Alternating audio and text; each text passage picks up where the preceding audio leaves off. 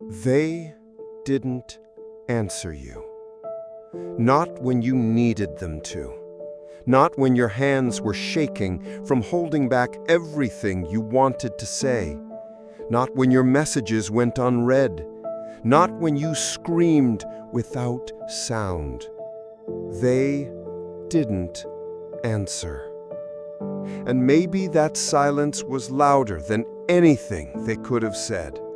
Maybe it told you more than their words ever would, because silence too speaks. It says, I don't care enough to explain. I don't respect you enough to respond. I'm not afraid to lose you. But don't let that silence destroy you. Let it build you. You waited for closure, for clarity, for kindness. You waited for someone to look you in the eyes and say what they meant, or maybe just say anything at all. You waited on the edge of your own sanity, refreshing pages, staring at doors that never opened, replaying words that were never spoken. And in that waiting, you forgot something. You don't need their permission to move on. You don't need their final paragraph. You don't need their apology, their explanation, or their version of the truth.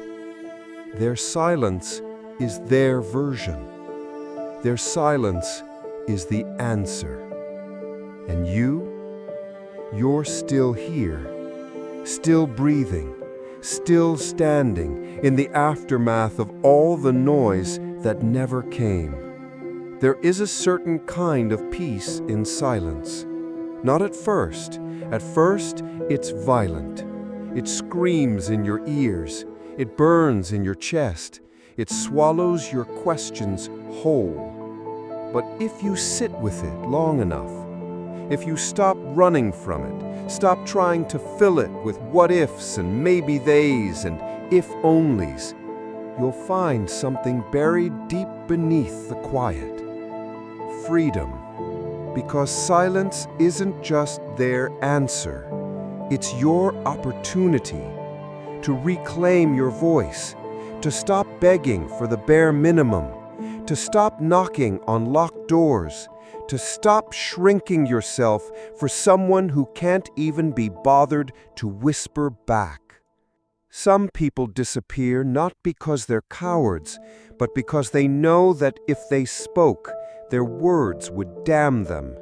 Because the truth is heavy and they don't want to carry it. Because silence is easier than accountability. And maybe they think that by saying nothing, they've avoided the damage. But make no mistake, absence is a choice, and choices have consequences. So don't confuse silence with confusion. They knew. They understood. They just chose not to answer. And now, you get to choose. Choose to let go of the echo chamber. Choose to stop translating their silence into false hope. Choose to stop auditioning for love that has already left the room. You deserve loud love, clear intentions, presence, not just attention, not someone who leaves you guessing, not someone who uses silence as punishment or as power, or as a way to disappear while still being watched. You deserve someone who speaks when it matters, who doesn't vanish when the conversations get uncomfortable, who stands in the fire instead of running into the smoke.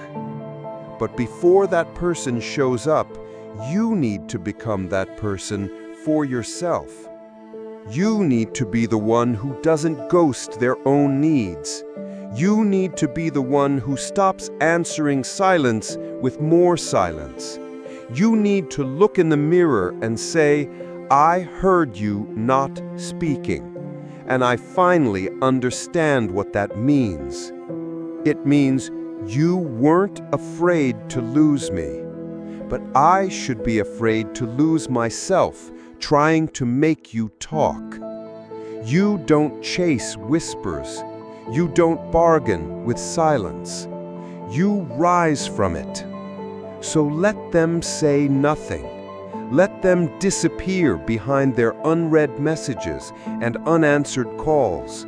Let them retreat into the comfort of their quiet and don't follow them in.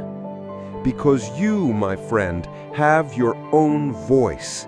And it's time you start using it not to shout for them to come back, but to say goodbye. Silence is also an answer. But your answer? That's action. That's growth. That's healing. That's finally choosing yourself. And that will echo louder than any words they never said.